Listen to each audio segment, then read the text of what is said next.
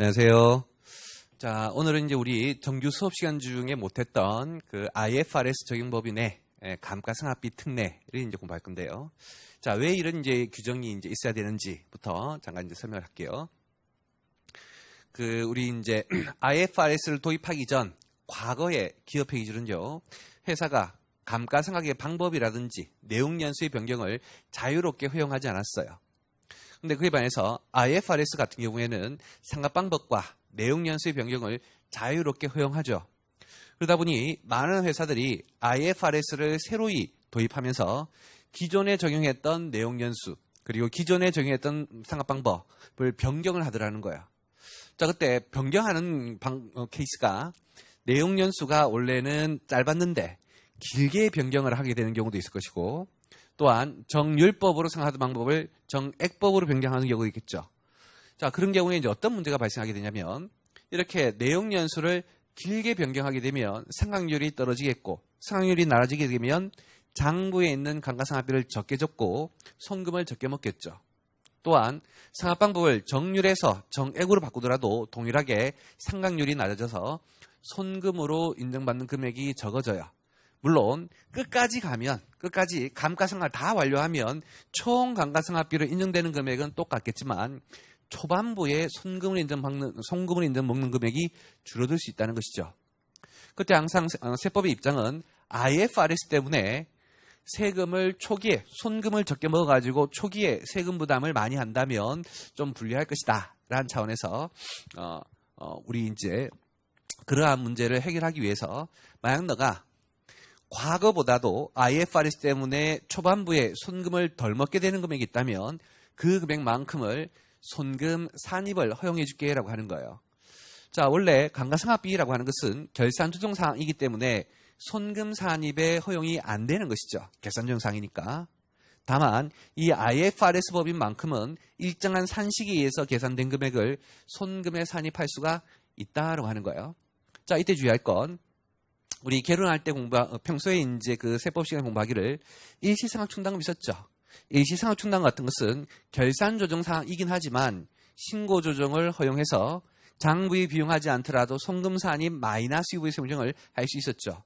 그런 개념이 여기 IFRS 적용법인에게도 동일하게 있다라고 하는 거예요. 자, 그때도 주의할 건, 말문제에서 우리 IFRS 법인은 감가상각비에 대해서 예외적으로 손금 산입할 수 있는데, 이때 이 손금 산입은 면제 효과예요, 이연의 효과예요? 이연의 효과의 개념인 것이겠죠. 끝까지 가면 손금 인정받는 건 똑같은데 초반부에 조금 더 인정하고, 그럼 상대적으로 후반부에 더 인정하게 될 것이니까 결국 이것은 이연의 제도인 것이고, 항상 이연의 제도는 선택의 개념이다라고 하는 거 주의를 해주셔야 돼요. 그러면 이제 그러한 감가상각비에 손금 산입이 허용되는 경우가 언제냐? 인데요. 자, 금방 취지는 이제 간략하게 말씀드렸고, 이제 대상 자산에 관한 얘기예요. 기본적으로 이 특례는 IFRS적인 법인에게만 되지 일반 법인에게는 적용되지 않는 거예요. IFRS를 도입함에 따라서 내용 연수를 변경하고 상각 방법을 변경하면서 초반부의 손금을 적게 먹였대요. 그것 때문에 이제 발생한 규정이에요. 그리고 이제 대상 자산은 당초에는 유형자산에 한해서만 인정하고 무형자산은 그런 것을 허용하지 않으려고 했지만, 예외적으로 무형자산 중에서도 내용연수 비한정 무형자산에 대해서만큼은 예외적으로 허용을 하고 있다는 거예요. 이유는 사실 그 IFRS가 도입되기 전에는요, 기업회계 중에서 내용연수 비한정이란 개념이 없었어요. 그래서 모든 무형자산은 내용연수대로 상각을 하는 것이 과거 기업회계 기준이었는데, IFRS가 돌아오면서 내용연수 비한정이라는 개념이 들어와서 아예 장부에 감가상각비를 기록하지 않는 경우도 생기더라는 거예요. 그런 경우에 결과적으로 장부에 못 적어서 손금을 초반부에 인정받지 못하게 되겠죠. 그래서 그러한 문제가 있으니까 무형자산인 경우에는 꼭 내용연수 비한정인 경우에 한해서만 적용이 된다라고 주의하시고, 그리고 이미 아까 강조했던 이 사건은 손금 산입을 해야 되는 것이 아닌 허용해야 되는 사건으로 일시상각충당금하고 동일한 개념으로 이해를 해주시면 되겠다.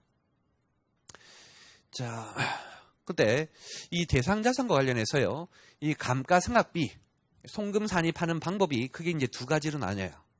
먼저 이 IFRS 법인이 2013년도까지 취득한 자산은 종전 감가상각비 손금 산입장을 하고 14년 이후에 취득한 자산은 기준 삼각비 손금 산입이란 걸 해요. 그래서 이제 크게 나눠지는데 우린 그 중에서 먼저 종전 삼각비 손금 산입을 어떻게 할 건지부터 설명을 좀 해보도록 하죠. 자, 그때 이제 종전 삼각비 송금 산입할 금액은 1하고 2, 두 개 중에 이제 작은 금액을 송금 산입할 수 있고, 첫 번째는 개별 자산별 송금 산입이다라고 해서요. 개별 자산별로 계산해요. 기계장치 A 따로 계산하고, 기계장치 B 따로 계산하고, 기계장치 C 따로 계산하고, 개별 자산별로 얼마만큼씩 송금에 산입할 수 있는지를 구하는데, 그때 이제 구하는 방법은 종전 삼각비에서 일반 삼각비라는 것을 빼서 계산을 하게 돼요. 자, 그때 이제 이 일반 삼각비라는 건 어떤 개념이냐면, 우리가 이제 이미 배웠던 감가상각비 아시죠?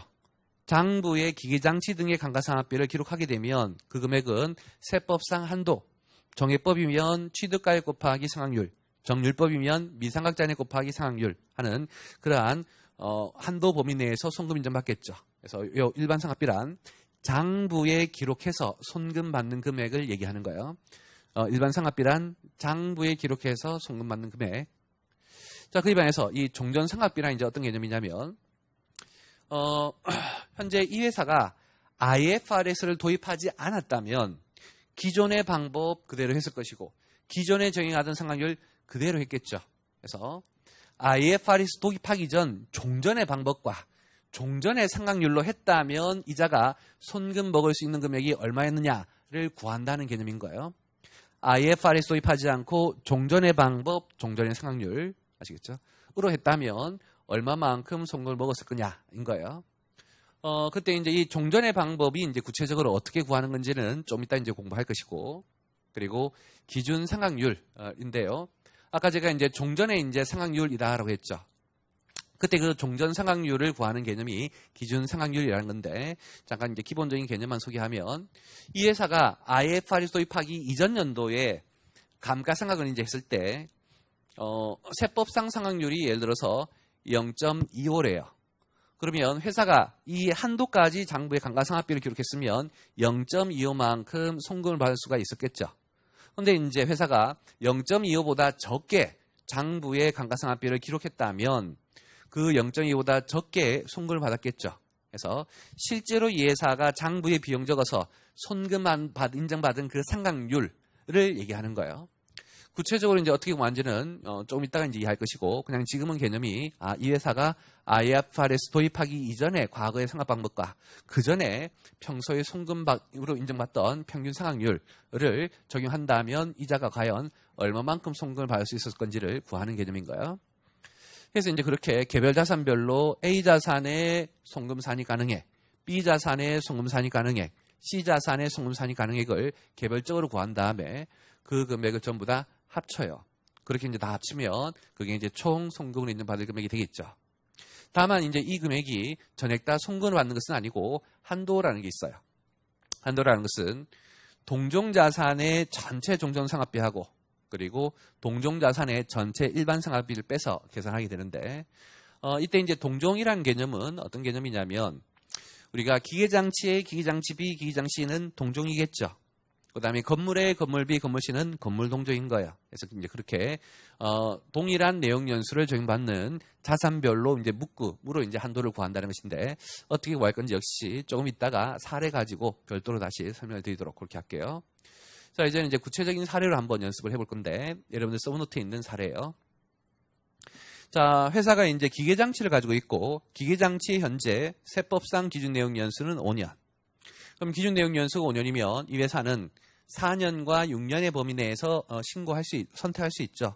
근데 이제 이 회사는 4년으로 이제 신고를 했고, 그리고 정액법으로 신고를 했고, 장부에서도 정액법, 세법에서도 정액법으로 생각하는 회사예요. 자, 그때 이 회사 정액법이고 4년으로 신고했으니까 이 회사의 세법상 상각률은 0.25죠. 아까 얘기했듯이 회사가 평소에 그 0.25 상각률만큼 장부에 감가상각비를 다 기록했다면 그 금액을 다 송금 먹었을 거지만, 이 회사가 평소에는 장부에 감가상각비를 좀 적게 적었나 봐요. 그래서 과거에 IFRS 도입하기 전 과거에 회사가 취득가액 대비 평균적으로 손금만 인정받은 비율이 구해봤더니 한 0.2더라. 우린 그것을 기준 상각률이다라고 이제 표현을 해요. 자, 그때 이제 우리 회사가 올해 처음으로 IFRS를 도입을 했어요. 그러면 IFRS 도입으로 방법이 삼각 방법이라든지 내용 연수를 바꿀 수가 있는데 가정하기를 이 회사는 삼각 방법은 변경하지 않고 장부에 적용하던 내용 연수를 좀 길게 바꿨대요. 평소에는 이제 4년으로 이제 신고했었는데 세법상 신고는 이제 4년인데 장부의 결산 내용 연수는 그보다 좀 더 긴 10년으로 변경을 했대요. 자, 그럼 우리 하나 알 수 있는 거 예전에 이제 감가상 할 때 배웠던 건데요. 우리 세법의 내용 연수를 변경할 수 있는 사유가 있죠. 그때 이제 변경할 수 있는 사유에는 플러스 마이너스 50%짜리 사유도 있고 플러스 마이너스 25%짜리 사유도 있는데요. 그때 25%짜리 사유 중에 하나가 뭐냐면 IFRS를 최초로 도입한 연도에 장부 내용 연수를 변경하면 세법 내용 연수도 변경할 수 있다라는 특례가 있었죠. 근데 이제 그 변경 특례는 본인이 원하면 변경할 수 있는 것이지 반드시 변경해야 되는 건 아니에요. 그래서 일단 우리 이 회사가 내용 연수 변경할 수 있지만 특별히 변경 신청하지는 않았던 것으로 그렇게 이제 가정해서 할 거고요.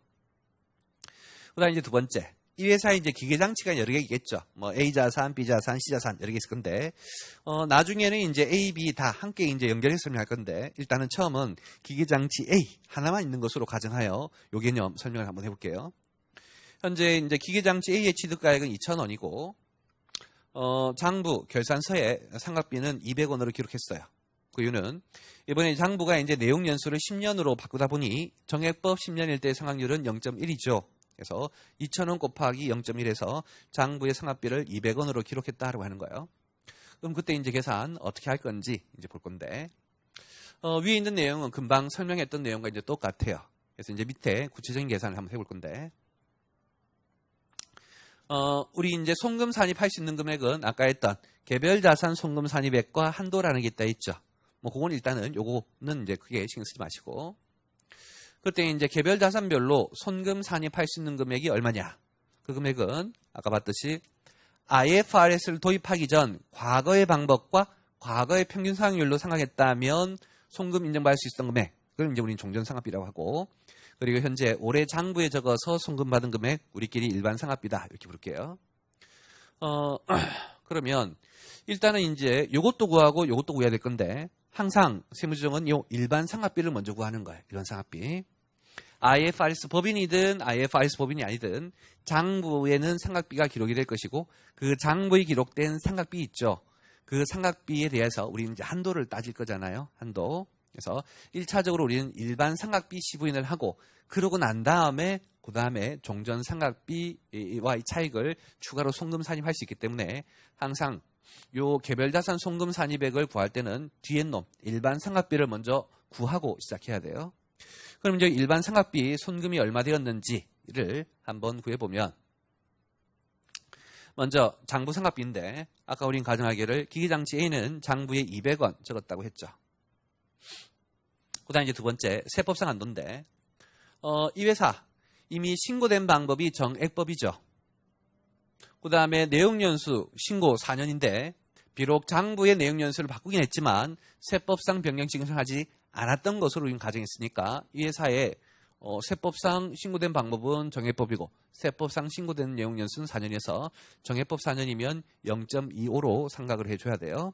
그래서 취득가액 2,000원 곱하기 상각률 0.25해서 세법상 한도는 500이죠. 근데 장부에는 200원 밖에 안 적었죠. 왜 이렇게 장부에 적게 적었느냐는 아까 했던 이 회사가 IFRS 도입 때문에 이렇게 적게 적었던 거예요. 만약 이 회사가 IFRS 도입을 안 했다면 아마 장부에도 한 500원 정도 적힐 가능성이 높겠죠. 그래서 손금을 500원이나 다 먹었을 것인데 지금 IFRS 때문에 내용연수를 변경하다 보니 장부에 한 200 정도밖에 감가상각비를 기록하지 않은 그런 결과가 될 거예요. 그때 이제 이렇게 한도보다 적게 적었다고 해서 우리는 손금 산입할 수가 없죠. 그래서 세무조정 없이 그냥 장부에 적은 200까지만 송금을 받게 될 거예요. 자, 그런데 이렇게만 하고 끝내버리면 이 회사는 IFRS 때문에 장부에 적게 적어서 송금을 적게 받는 그런 문제가 있는 것이죠.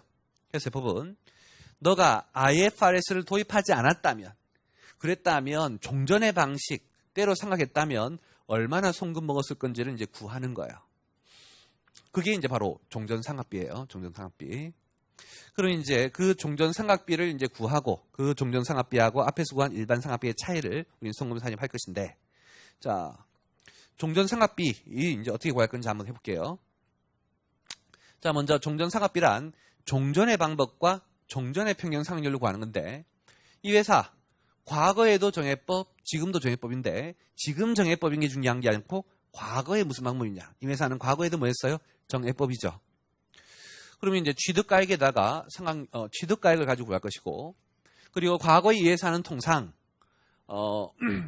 기계장치라는 자산에 대해서 취득가액 대비 0.22 정도, 취득가액 대비 0.25가 아니라 세법상 상각률은 0.25지만 아마 평소에 좀 적게 적었나 봐요. 그래서 과거의 평균을 구했더니 0.2 정도 상각을 먹었대요. 그렇다면 세법은 취득가액 2,000원에 대해서 정해법으로 종전의 평균 상각률인 0.22를 곱해서 너가 IFRS 도입하지 않고 종전이었다면 한 440 정도 송금을 먹을 수가 있었겠네. 그래서 요 440이 종전 상각비가 되고, 그놈에다가 앞에서 구했던 일반 상각비 송금액, 일반 상각비란 장부에 기록해서 송금받은 금액이죠. 그래서 그 440에다가 여기 있는 200을 빼면 얘가 IFRS 때문에 덜 먹은 송금이 나오겠죠. 그 금액이 240이어서 요 240만큼 추가로 A 장치에 대해서 송금산입 마이너스 15를 해주겠다는 거예요. 송금산입 240 마이너스 15 이렇게. 다만 앞에서도 강조했지만 이때 이 송금산입은 강제사항이에요? 선택사항이에요? 선택사항의 개념인 거예요. 할 수 있는 것이지 반드시 해야 되는 것은 아닌 것이다. 그래서 시험에는 세부담 최소화의 가정하에 세무정하시오로도 이제 나올 수가 있겠다는 거 아시겠죠? 자, 그다음 이렇게 해서 이제 기본적으로 개별 자산에 대한 송금산입액을 어떻게 구할 거냐를 이제 했는데요. 좀 더 이제 깊은 이해를 위해서 기존의 이제 그 가정을 좀 바꿔볼게요.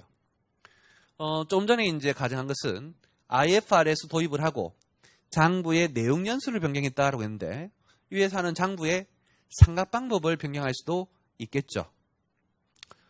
그때 이제 우리 상각 방법의 변경 사이에 보면 역시 IFRS 때문에 상각 방법을 변경하게 되면 세법상 상각 방법을 변경할 수 있는 사유가 있죠. 그래서 IFRS 때문에 내용 연수를 변경하든 상각 방법을 변경하든 그때는 이제 전부 다 방법과 변경의 사유가 되는데, 아까 내용 연수 같은 경우에는 특별히 변경 신청하지 않았으니까 그대로 신고된 4년이었지만 이제 방법을 변경을 했을 때는 세법의 방법도 변경 신청한 것으로 한번 가정을 해볼게요. 그래서 자, 아까 이 회사 원래 이제 과거에 IFRS 도입하기 전에는 정액법이었었는데 이번에 정율법으로 상각 방법을 변경한 것으로 이제 가정하고, 그리고 그때 상각 방법을 변경 신청했대요. 변경 신청. 그랬으면 조금 전에 구했던 A 자산에 대한 종전 상각비, 일반 상각비 어떻게 계산될 거냐를 이제 볼 건데, 먼저 기계장치의 취득가액은 2,000원이고 현재 올해 장부에 적힌 상각비도 200원 똑같아요. 그리고 이제 전기말 누계액이 800원 있다라고 이제 추가로 이제 자료를 제시했죠. 왜 제시했냐면 우리 이제 이미 앞에서 공부했던 상각 방법의 변경 시 한도 계산 기억하시죠? 우리가 상각 방법을 변경했을 때 한도 계산은 앞에 출발이 정액에서 정률로 바꾸든 정률에서 정액으로 바꾸든 반드시 미상각 잔액에다가 상각률 곱하는 거 아시죠? 따라서 미상각 잔액을 구하려면 이 A 자산의 과거 감가상각액을 알아야 되니까 제시한 거예요. 그래서 2,000에다 800원 빼면 1,200원이 이제 미상각 잔액이 되겠죠. 자, 그럼 이제 아까처럼 동일하게 한번 해볼게요. 기장치 A에 대해서. 제일 먼저 우리는 일반 상각비에 대한 세무정을 할 것이다. 현재 장부에 A 자산에 대해서 200원만큼 상각비가 있죠. 그럼 이제 요놈에 대해서 한도를 구하는데, 이때 한도 구할 때 주의할 거, 지금 올해는 방법 변경한 연도이기 때문에 앞에 출발 무조건 미상각 잔액이 와줘야 되겠죠. 그때 미상각 잔액은 취득가액 2,000원에다가 과거 상각액 800원 뺀 숫자 에다가 이제 그 다음 상각률을 곱해야 되는데, 그때 상각률을 어떻게 구할 거냐, 그것도 주의해야 되죠. 현재 방법을 정률로 변경했으니까 다시 상황률을 우리 방법과 연수에 적용되는데 방법은 현재 정률로 변경했으니까 정률법인 것이고 내용 연수는 변경하지 않았죠. 그래서 반드시 당초의 내용 연수를 그대로 적용을 해줘야 돼요. 그래서 방법하고 당초의 내용 연수, 변경된 방법과 당초의 내용 연수를 하게 되면 상황률은 0.528이 나와요. 그렇게 해서 이제 한도를 구해보면 633원이 나오고 한도 미달이죠. 한도 미달이어서 아무런 세무조정은 없겠죠. 그래서 이제 이렇게 하되 다만 이렇게 하고 끝나는 게 아니다라고 하는 거예요. 이 회사가 IFRS를 도입하지 않은 회사라면 이걸로 끝나요. 우리가 이미 배웠던 거. 하지만 이 회사가 IFRS를 적용하고 있는 법인이라면 다시 종전상각비를 구해서 종전상각비하고 일반 상각비의 차액을 송금 산입해 줘야 되겠죠. 그때 이제 종전상각비를 어떻게 구할 거냐인데요. 요 종전상각비가 얼마냐를 이해하는 게 현재 지금 배우고 있는 개념의 핵심이에요. 자, 아까도 얘기했지만 이 종전상각비의 핵심은 IFRS 도입하기 전 과거의 방법과 IFRS 도입하기 전 과거의 평균 상각률을 쓰는 거예요. 현재 이 회사가 방법을 변경해서 정률법, 세법상으로도 정률법이긴 한데요. 지금이 정률인 것이지 과거에는 IFRS 도입하지 않았다면 과거에는 정액법이었겠죠. 따라서 종전상각비는 과거의 방법으로 가니까 여기가 취득가액이 와줘야 돼요. 취득가액. 또한 과거의 평균 상각률로 하는 것이니까 기준 상각률을 써줘야 되는 거예요. 그래서 결국 이렇게 방법을 변경하더라도 그리고 내용 연수를 변경하더라도 세법상의 종전상각비는 아무런 상관이 없어요. 이 회사가 내용 연수를 바꿨고 세법상 내용 연수를 변경하든 안 하든 이 회사가 장부의 상각 방법을 바꿨고 그것을 세법에 따라 변경하든 안 하든 종전상각비의 금액은 변하지 않는다라고 하는 거예요. 그래서 아까 합의했던 것처럼 취득가액 2,000원 정액법이니까 과거의 방법이 정액법이니까 취득가액도 2,000원 또한 상각률도 정액법 대비 평균 상각률인 0.2가 되어서 종전상각비 금액은 440으로 동일한 거예요.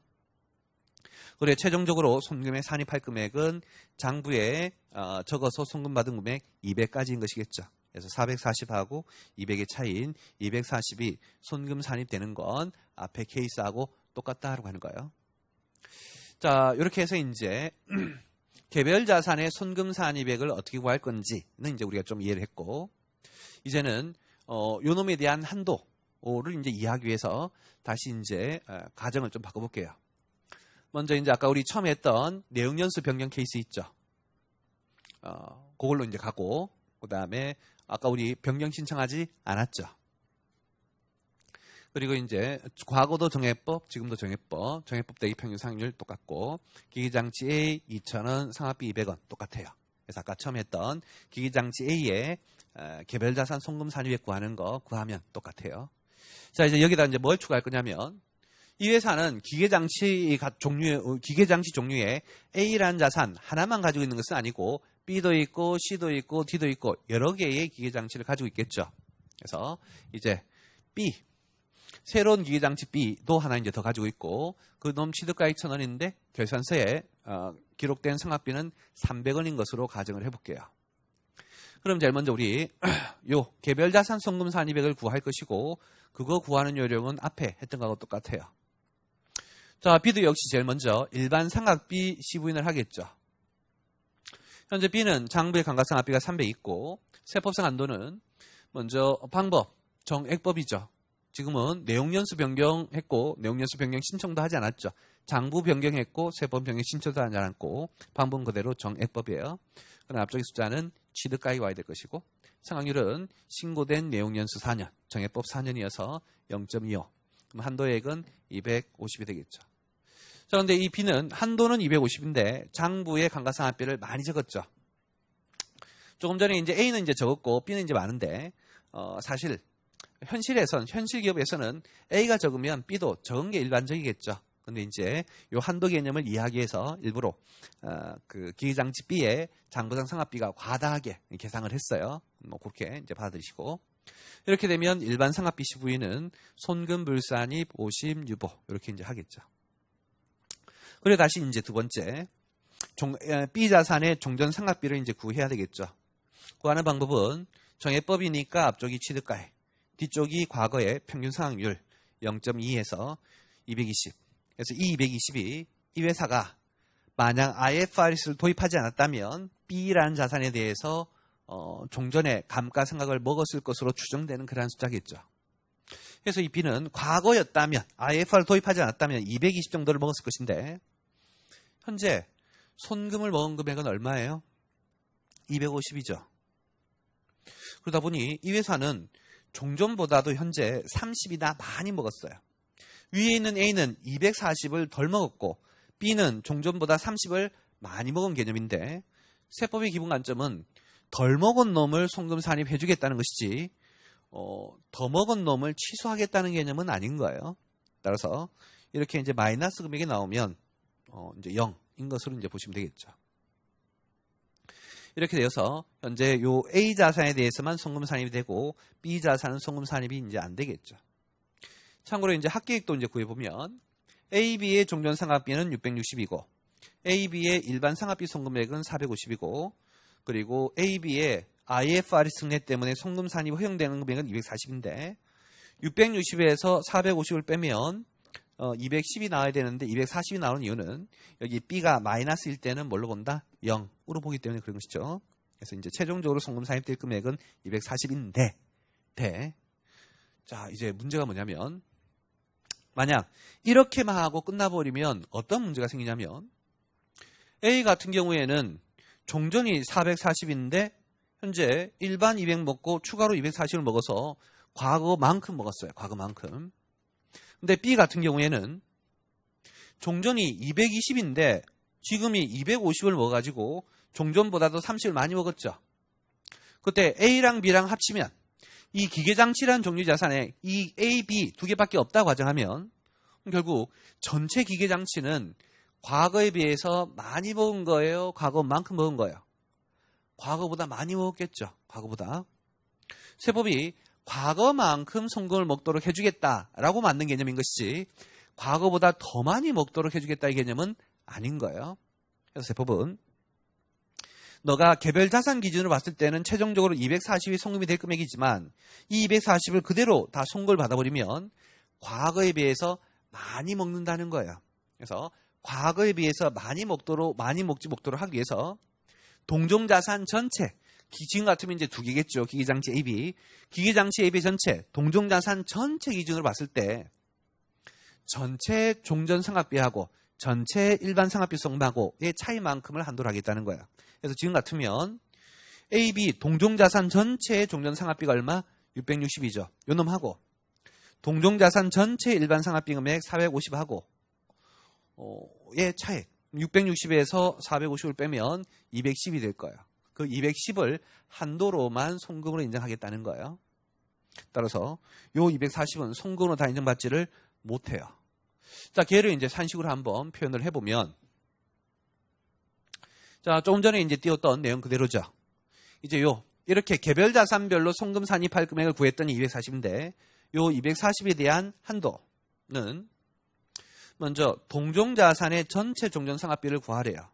그 금액은 아까 위에서 구한 합계액 660일 건데 현재 세법은 법정 산식은 이 660을 어떻게 구하도록 하고 있냐면 동종자산 기계장치 A의 취득가액, 동종자산 기계장치 B의 취득가액, 그래서 동종자산의 전체 취득가액에다가 기준 상각률을 곱해서 구하도록 해요.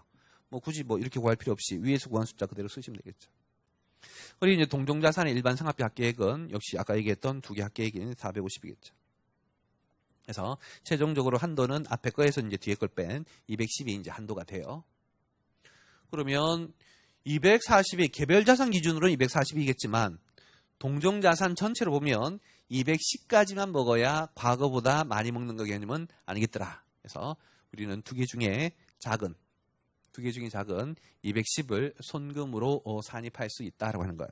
그래서 한도를 고려하기 전에는 240이었지만 한도를 고려하게 되면 최종적으로 손금 산입 마이너스 할 금액은 210 이렇게 구하는 거예요.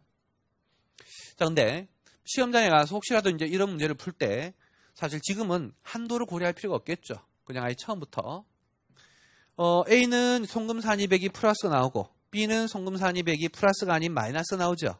그럼 원래는 이제 얘를 0으로 보고 요거 했다가 한도를 구하는 그런 개념인데 어차피 이렇게 하나는 플러스 하나는 마이너스 나오면 뒷동네 가면 무조건 이렇게 한도에 걸리게 돼 있어요. 그래서 굳이 뭐 이렇게 하지 마시고 240 마이너스 30 그대로 인정해서 210이 한도가 될 것이니까 그냥 210 여기에서 210 구하고 끝나버려도 좋겠다.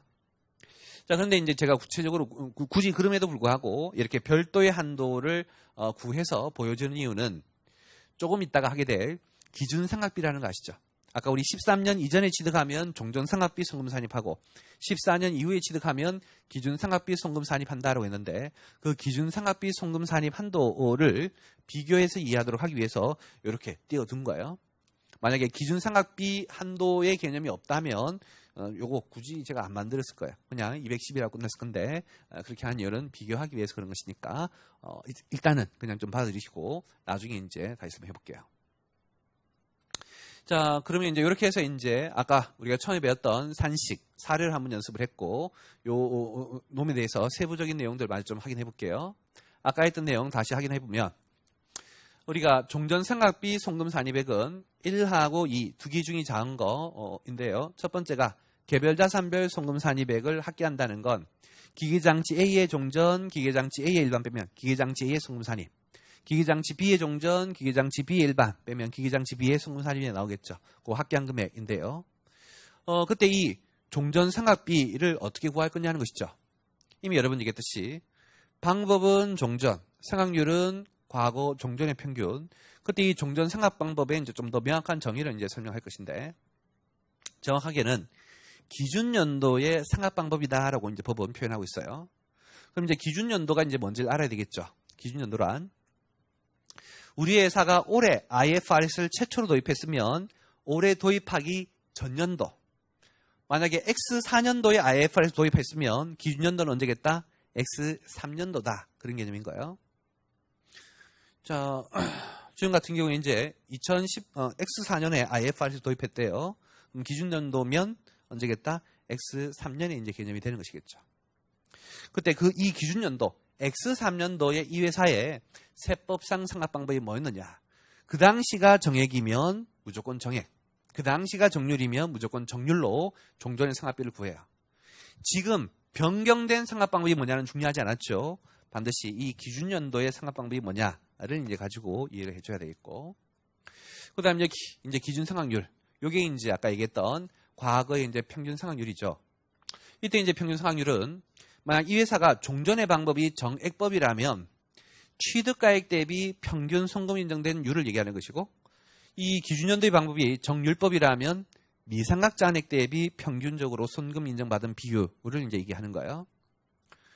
그때 이제 이 기준 상각률은 3년치 가지고 평균해요. 3년치.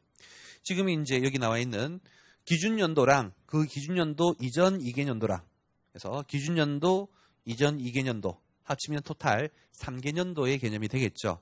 그래서 3개년도를 평균하는데 한꺼번에 평균하는 것은 아니고 X1년 평균 상각률 따로 구하고 X2년 평균 상각률 따로 구하고 X1년 평균 상각률을 따로 구하는 개념이에요. 그래서 이제 한번 보시면 X1년도의 취득가액 대비 평균 상각률 정액률법이라면 X1년도의 미상각 잔액 대비 평균 상각률 그래서 이렇게 3개년치 연도별 평균 상각률을 각각 구한 다음에 그것을 3으로 나눠서 기준 상각률을 계산하게 되고요. 그때 이제 X1년도의 1년치 평균 상각률은 어떻게 구할 거냐면 정액법이라면 X1년도 그 동종자산의 취득가액들 다 합쳐요. 그러면 총 취득가액이 나올 것이고 그 총 취득가액 대비 송금을 인정받은 금액 하면 취득가액 대비 평균 상각률. 정률법이라면 미상각 잔액 다 합치고 송금하면 미상각 잔액 대비 평균 상각률이 나오겠죠. 그런 식으로 이제 3개년도를 구해서 구하는 그런 개념이다. 정리하시면 되겠죠. 그리고 다시 이제 한도는 이제 아까 얘기했듯이 제일 먼저가 동종자산. 우리가 이 IFRS 송금 산입액은 동종자산별로 구해요. 건물 동종자산의 송금 산입액 따로 구하고 기계장치 따로 구하고 차량 따로 구하고 뭐 이런 식이에요. 그때 이제 기계장치 종류의 전체 종전과 기계장치 종류의 전체 일반을 빼면 전체 총 송금 산입한 가능한 금액이 될 것인데 아까 제가 설명하기를 굳이 이 동네는 한도를 이렇게 별도로 구할 필요 없이 개별 자산별 송금 산입액을 구했을 때 플러스 나오면 플러스대로, 마이너스 나오면 마이너스대로 각각 구하는데 그걸 다 합쳐버리면 플러스 마이너스 상기한 순액이 바로 요 한도하고 똑같을 거다라고 했죠. 그래서 뭐 요 동네는 사실 굳이 뭐 이 한도라는 개념이 필요 없는데 그렇게 하면 되는데 좀 이따 할 기준 상각비 때문에 이제 별도로 설명드리는 것에 불과하다 그렇게 생각하시면 되겠어요. 자, 여기까지 해서 이제 종전 상각비에 대한 설명을 마무리하고 이제는 기준 상각비라는 놈에 대해서 할게요. 기준 상각비는 2014년 이후에 취득한 자산에 대해서 적용하는 거예요. 현재 세법의 입장은 IFRS가 도입된 시점이 2010년이에요. 2010년. 그래서 2010년도에 처음 만들어졌기 때문에 2010년, 11년, 12년, 13년까지 취득한 자산이라면 IFRS 도입하기 그전하고 비슷하게 송금 먹도록 해줘야 되겠지만 2014년 이후에 취득했다면 한참 지났죠. 한참 지났음에도 불구하고 과거만큼 꼭 송금을 받도록 해줘야 될 거냐? 그것은 아니라는 거예요. 그래서 이것을 좀 별도의 방법으로 이제 가겠다라는 이제 개념으로 이해하시면 되겠고. 자, 구체적으로 어떻게 할 건지 볼 건데요. 제일 첫 번째는 이제 개별 자산별 송금 산입액을 아까 종전상각비처럼 그렇게 구해요. 다만 요놈 앞에서는 여기가 종전이 기준이 아니라 종전이었죠. 근데 이제는 기준상각비로 표현이 좀 바뀌었죠. 그럼 기준상각비는 이제 어떻게 구하는 거냐면 첫 번째, 당년도의 결산상각 방법. 조금 전에는 IFRS 도입하기 직전 연도의 세법상 상각 방법을 했지만 이제는 과거 방법이 아닌 지금의 이 회사의 장부에 선택하고 있는 방법을 기준으로 계산하고 또한 기준 내용 연수. 자, 아까는 기준 상각률이라는 것을 했죠. 그때 이제 아까 가정하기를 이 회사가 정액법 4년으로 신고한 회사면 세법상 상각률은 0.25인데 이 회사가 장부에 적게 적어가지고 한 0.22 정도가 나왔다라고 가정했는데요. 일반적인 회사들은 정액법 4년 신고하면 0.25고 그 0.25만큼 장부 기록하는 게 일반적이에요. 그래서 일반적인 회사였다면 세법상 상각률도 0.25였을 것이고 기준 상각률도 0.25였을 거예요. 즉 과거의 기준 상각률은 주로 신고 내용 연수인 4년에 따라 계산한 상각률인데 현재 이 기준 상각비는 신고 내용 연수 4년 기준 아니면 아까 사례했던 기준 내용 연수 5년 기준, 5년 기준인 거예요. 그럼 정액법 5년일 때 상각률은 0.2고 정액법 4년일 때 상각률이 0.25죠. 차이가 있죠. 그래서 결국 세법은 과거에 너가 신고한 연수, 짧게 신고했을 때 그 짧게 신고한 상각률까지는 인정하지는 않겠고 세법상 기준 내용 연수대로 신고했다면 세법상 기준 내용 연수를 신고했다면 우리가 신고 내용 연수는 기준에 플러스 마이너스 25%에서 신고할 수 있죠. 통상 회사들은 짧게 신고해서 기준에 75% 신고하는데 그 기준에 75%만큼 신고한 그 연수까지는 안 되겠고 기준 내용 연수까지 너가 상각률을 정했을 때 그러한 상각비를 우리는 손금으로 반영할 수 있도록 해줄게의 개념인 거예요. 그래서 결국 요 기준 상각비는 통상의 경우에는 종전 상각비 금액보다는 좀 작게 나오겠죠. 아무래도 내용 연수가 좀 더 길 가능성이 높으니까. 그렇게 해서 이제 구한 다음에 일반 상각비, 장부에 기록해서 송금받은 금액하고 차이만큼을 추가로 송금 산입하고 그것들 역시 개별 자산별 다 합치죠. 자, 이제는 이제 두 번째 한도가 있는데요.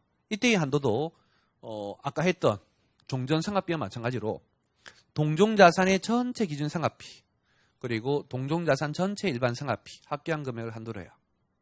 이때 만약 이놈도 한도가 요 A 하나밖에 없다면 굳이 이거 복잡하게 할 필요 없이 요 위에서 계산한 거 플러스가 나올 수도 있고 마이너스가 나올 수도 있는데 둘이 상계한 금액을 그냥 요 한도를 하면 돼요.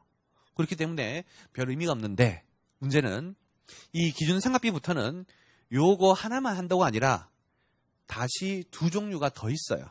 자, 그 놈도 마저 이해해야 될 건데 먼저 B. B는 뭐냐면 이 회사의 동종자산의 종전상각비하고 동종자산의 일반 상각비를 뺀 종전상각비 기준 한도하고 두 개 중에 작은 거 하래요. 그러면 이제 숫자로 이제 임의의 숫자로 이제 가정을 해보면 요 금액이 이제 80, 요 금액이 100이라고 한번 가정을 해볼게요. 아마 아까도 얘기했지만 이 B 종전상각비를 기준으로 한 요 금액이 클 거예요. 왜냐? 아까 했던 사례 보면 기준 내용연수 5년인데 이 회사 신고된 내용연수는 몇 년이에요? 0.25였죠. 통상 회사들은 아마 신고된 내용 연수 4년에 따라 생각했을 거니까 0.25 정도가 적용될 거예요. 근데 그에 반해서 그래서 이제 요 종전 상각비는 0.25의 이제 상각률로 계산한 것이고, 기준 상각비 같은 경우에는 정해법 기준 내용 연수 5년이면 0.2로 계산된 금액이겠죠. 그래서 통상의 경우에는 위에 게 작고 아래 게 이제 큰 게 일반적일 거예요. 자, 그런데 반드시 이렇지는 않을 거라는 거예요. 반드시. 이 회사가 만약에 기준 내용 연수는 5년이지만 과거의 신고를 더 길게 했어요. 정해법 6년으로 했어. 그렇게 길게 했으면, 신고 내용 연수 더 길게 신고했다면 아마 이 상각률은 0.25가 안 나왔을 것이고 0.166 정도가 나오겠죠. 6분의 1이니까. 이렇게 되면 오히려 종전 상각비가 더 적어질 거예요. 이런 식으로. 그러면 이제 어떤 일이 이제 발생하냐면, 이 규정 자체의 기본 컨셉은 IFRS 이전만큼은 먹도록 해줄게가 종전이고, 기준 상각비는 새로운 요 기준 정도만큼 기준 내용 연수로 계산한 요 상각률만큼 먹도록 해줄게인데, 그때 기준 내용 연수로 해주겠다는 이 개념이 과거에 비해서 더 많이 해주겠다는 개념은 아닌 거예요. 따라서 세법 입장은 기준 내용 연수 계산했을 때 한 80까지 더 인정해 줄 수 있는데, 너 IFRS 이전 너네 과거의 방법대로 했더니 과거의 방법대로 하면 60밖에 더 먹을 수가 없네? 그럼 세법은 60 더 이상은 못 해주겠다는 거예요. 60 더 이상은. 그래서 다시 한 번 더, 통상의 경우에는 종전이 더 클 것이다. 왜? 종전은 주로 신고 내용 연수로 기준 상각률이 계산될 것이고, 신고 내용 연수는 기준 내용 연수보다 좀 짧게 신고하는 게 일반적이니까. 그래서 아마 이 회사 IFRS 도입하기 전에는 0.25, 아까는 제가 이제 기준 상각률이 한 0.2라고 했죠. 근데 이제 회사가 장부에 다 기록했다는 전제하라면 아마 평균 상각률, 기준 상각률 0.25만큼 나올 거예요. 0.25로 계산한 요 금액 보다 더 먹을 수는 없고 그냥 요 정도만 더 먹어라 의 개념이었다면, 근데 이 회사가 혹시라도 과거에 신고 내용 연수를 길게 했으면 요 기준 상각률이 오히려 기준 내용 연수를 기준한 상각률보다 더 적게 될 것이고, 그렇게 되면 이 회사가 과거만큼 먹었다면 60 먹었는데 세법이 과거가 아닌 기준 내용 연수를 하다 보니까 오히려 과거보다 더 많이 먹게 되죠. 그런 것을 방지하려면 결국 요 금액하고 요 금액하고 두 개 중에 작은 금액만 더 먹도록 해야 되겠다라고 하는 거예요. 그런 의미에서 미니멈 A, B의 이제 개념을 최종적인 이제 한도로 한 거예요. 따라서 우리가 알 수 있는 건 14년 이후에 취득한 자산에 대한 감가상각비 세무하려면 결과적으로 기준 상각비도 구하고 그리고 뭐도 종전 상각비도 구하고 일이 굉장히 이제 복잡한 거예요. 그다음 자, 이렇게 해서 이제 기본적으로 A하고 B 두 개 중에 이제 작은 걸로 이제 하는데, 다시 한도가 있어요. C라는 게 있는데, C는 B 금액의 25%예요. B 금액 20%. 아까 제가 설명하기를 통상 A가 크대요, B가 크대요. B가 크고 A가 작죠. 그래서 B만큼은 못 먹고 A 정도 먹도록 해주겠다예요. 그래서 이제 A로 하다 보니 과거에 비해서 좀 적게 먹는데, 이때 너무 적게 먹으면 그것도 좀 미안하다는 것이죠. 그래서 세법의 관점은 B 금액 종전 기준보다 종전 금액의 25%만큼은 최소한 먹게 해줄게라고 하는 거예요. 그래서 뭐 가정하기를 요 B 금액이 100원이고 요 A 금액이 20원이 나왔대요. 그러면 이제 이 경우에는 종전에 비해서 굉장히 이제 적게 먹는 것이겠죠. 그런데 이렇게 되면 너무 적게 먹는 것이니까 세법은 요 B 금액 100의 25%, 100이 25%인 25만큼은 최소한 먹게 하겠다는 거예요. 그래서 현재 두 개 중에 작은 게 20인데 그렇게 한 20이 너무 적다는 것이죠. 그때는 다시 그 20하고 25를 비교해서 두 개 중에 큰 금액으로 해서 25까지는 손금을 받을 수 있도록 혜택을 주겠다 이 개념인 거예요. 그래서 결국 A하고 B 두 개 중에 작은 거에다가 그리고 다시 그 놈 C하고 고놈하고 두 개 중에 큰 금액을 최종 한도로 하겠다라는 뜻이에요. 자, 그러면 이제 얘를 그림으로 이제 한번 표현을 해보면, 자, IFRS 도입하기 전 종전상각비, 종전의 방법과 기준 상각률로 계산한 금액, 그리고 요 금액이 25% 있었을 때, 만약 나의 A 한도 기준 상각비를 기준으로 계산한 금액이 요 사이에 들어오더래요. 요 사이에. 그럼 세법이 원하는 방향인 거예요. 종전보다 많이는 인정하지 못하겠고, 그리고 종전이 25% 이상은 인정해 줄게. 그래서 요 동그라미 1번의 금액이 요 위에와 아래 상단과 하단 사이에 들어오면 결국 그 금액을 그대로 손금을 받을 수 있도록 해줄게. 하지만 요 동그라미 1번의 금액이 통상은 상단, 종전보다 작을 건데 동그라미 1번이 더 크더래요. 그래서 기준 상각비 금액이 오히려 더 크더래요. 여기 동그라미 2번이에요. 그럴 때만큼은 이거 그대로 다 인정하지 못하고 상단이 얼마다? 종전 상각비다. 그래서 그때는 종전 상각비만큼 되고, 마지막으로 요 기준 상각비의 금액이 하단보다 적더래요. 그때는 하단인 종전의 25%를 적용하게끔 그렇게 하겠다라고 하는 거예요. 그래서 그림으로 보면 요 최종적인 산식 의미 아시겠죠? 상단과 하단, 종전의 100%가 상단, 종전의 25%가 하단, 기준 상각비 계산 금액이 가운데 들어오면 그대로 상단과 하단을 벗어나면 상단이나 하단으로 한도를 적용해라 라는 뜻이에요. 자, 그럼 얘 어떻게 할 건지 이제 구체적인 숫자로 한번 해보죠. 우리 역시 아까 앞에 했던 사례예요. 아까 앞에 했던 사례가 기계장치가 있는데 기준 내용 연수 5년이고 신고된 내용 연수는 4년, 그리고 정해법, 그리고 과거에 평균 상각률 0.2. 올해 IFRS를 처음으로 도입했고 장부의 내용 연수를 10년으로 바꾸면 세법상 내용 연수 변경할 수 있지만 특별히 변경 지정하지 않아서 그대로 세법상 내용 연수는 4년, 그대로 정해법. 취득가액은 2,000, 상각비 200, 취득가액 1,000, 상각비 300. 일 때 아까 우리는 제일 먼저 해야 될 게 일반 상각비 15인이죠. 뭐 요거 동일하게 할 거고요.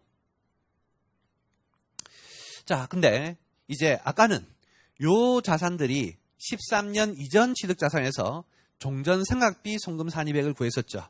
이제는 14년 이후 취득한 자산이어서 기준 상각비 송금 산입액을 구할 거예요. 자, 그때 이제 아까 얘기했던 것처럼 일반 상각비, 장부에 적어서 한도 따지는 일반 상각비는 뭐 13년이든 14년이든 상관이 없이 똑같은 것이고, 이제 종전 상각비가 아닌 기준 상각비를 구해서 개별 자산의 송금 산입액을 구해야 되겠죠. 자, 먼저 A 기계장치의 기준 상각비 구할 것인데, 기준 상각비는 종전의 방법이 아닌 무슨 방법으로? 지금의 결산상 상각 방법이에요. 지금의 방법. 참고로 이제 이 문제는 과거도 정액이었고 지금도 정액이니까 앞에는 이제 취득가액이 오겠죠. 에다가 이제 상각률을 곱하는데, 종전 상각비는 종전의 평균 송금이 인정된 상각률 0.21을 쓰는 거예요.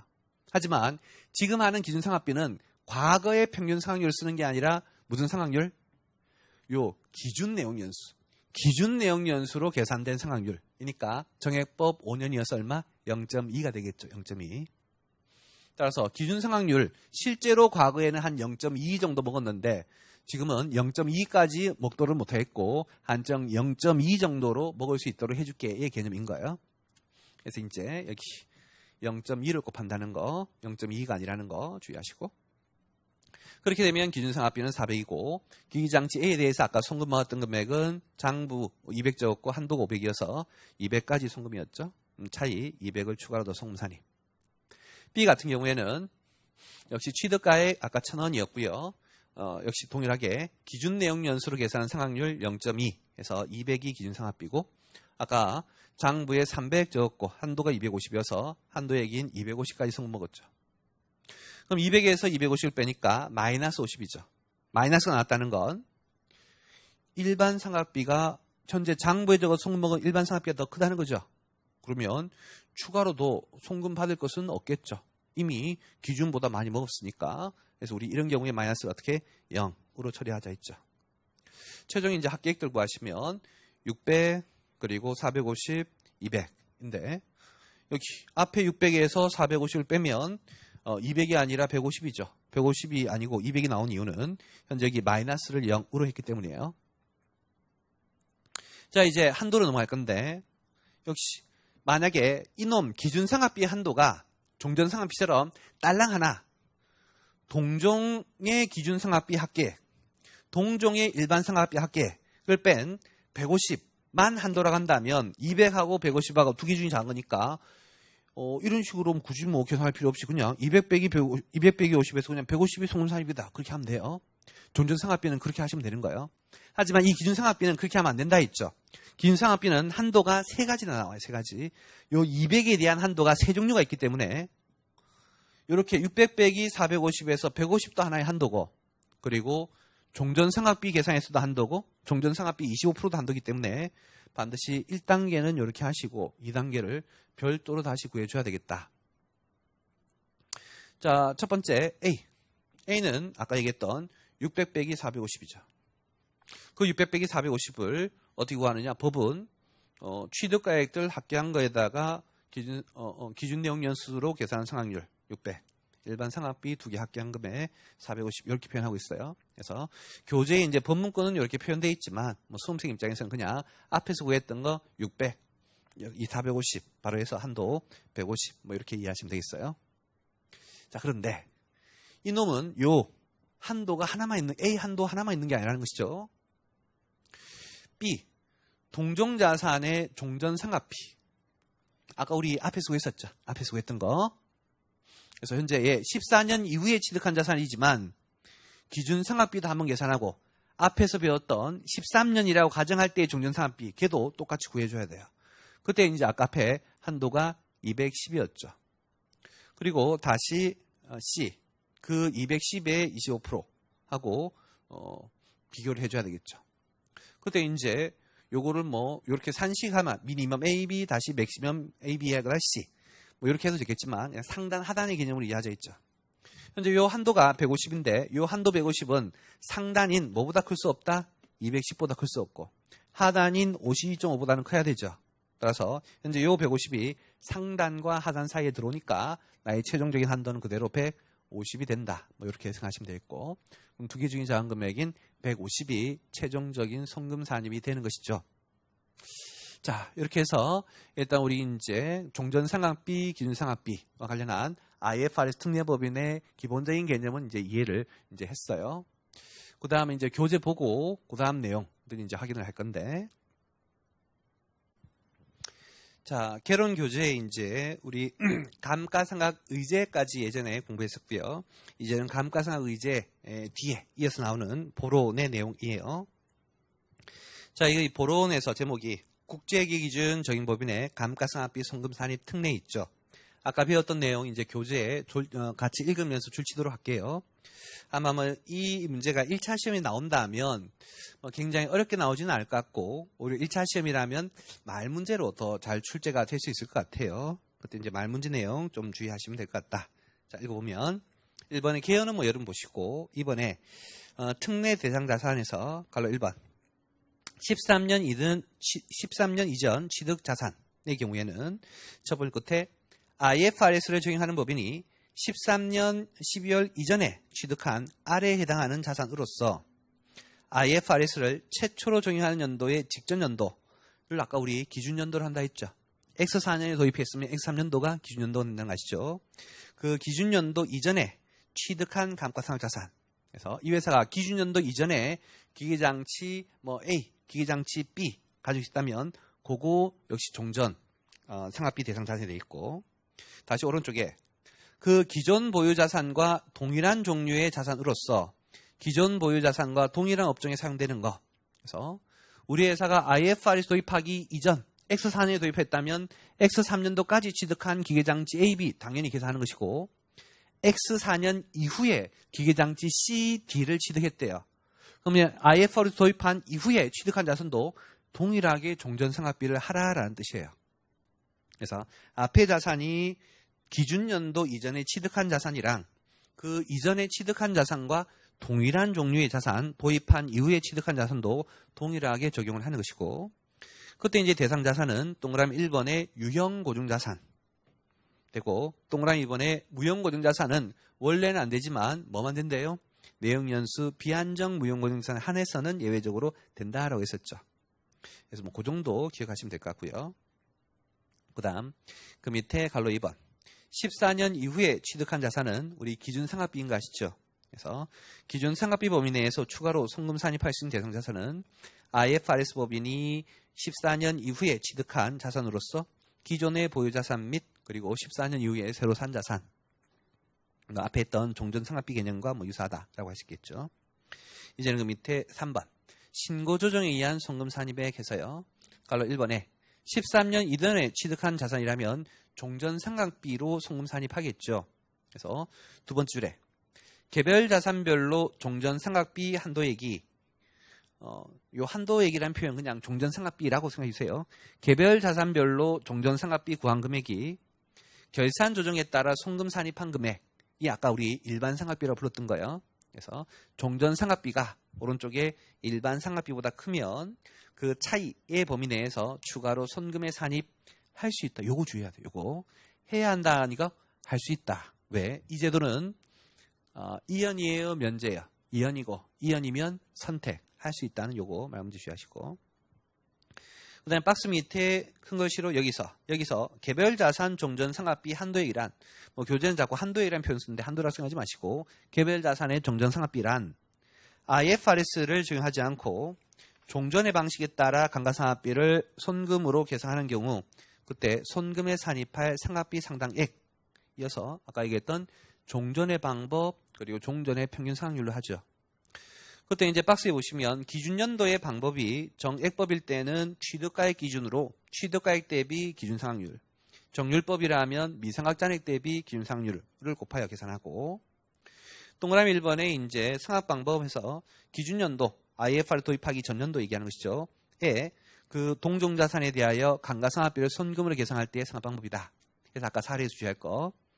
이 회사 IFRS 도입하기 전에는 정액이었는데 IFRS 도입한 이후에 정률로 바꿨다고 해서 정률법 기준으로 구하는 거 아닌 거예요. 도입 변경하기 전, IFRS 도입하기 전 그 방법 정액법으로 종전상각비를 구한다는 거 주의하시고 그 밑에 동그라미 2번 기준상각률 해서요. 두 번째 줄에 기준상각률은 기준연도 아까 우리 X4년이 도입한 연도였으니까 기준연도면 X3년도였죠. 그 X3년하고 그 이전 2개년도에 대하여 연도별로 아래 비율을 구하고 그렇게 이제 3개의 연도별 비율을 구하고 이를 다시 나누기 3해서 평균으로 계산한다.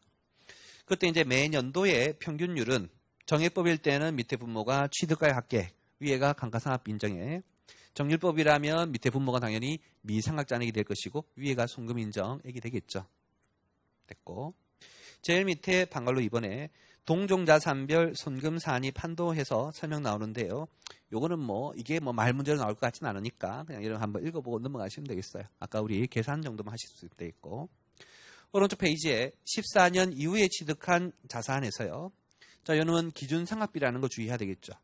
두 번째 줄에 개별 자산별로 기준 상각비 한도액이 한도는 됐고 개별 자산별 기준 상각비 금액이 결산 조정에 따라 송금 산입한 금액 일반 상각비 보다 큰 경우에는 그 차액의 범위 안에서 추가로 송금에 산입해야 한다가 아니라 할 수 있다. 그것만 좀 주의하시면 되겠고 박스 밑에 여기서 개별 자산의 기준 상각비는 해당 연도의 결산 방법 그래서 이거 주의해야 돼요.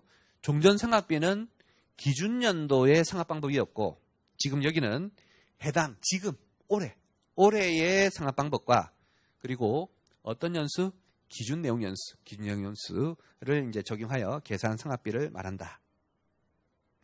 이제는 이제 그 밑에 판갈로 2번에 동종자산별 송금 산입 한도인데 역시 아까 얘기했듯이 요거 이제 복잡하게 3가지가 있다 했죠. 교재에 있는 표현 말 문제로 나올 것 같지는 않고요. 그냥 아까 했던 우리 계산만 이해할 수 있으면 되니까 교재에 있는 표현 신경 쓰지 말고 그냥 넘어가셔도 될 것 같아요. 그리고 다음 페이지에는 다시 복잡한 세부사항 나오는데 그것도 역시 몰라도 좋을 것 같아요. 자, 이렇게 해서 IFRS 적용법인의 감가상각비 특례 마무리하도록 할게요. 수고하셨습니다.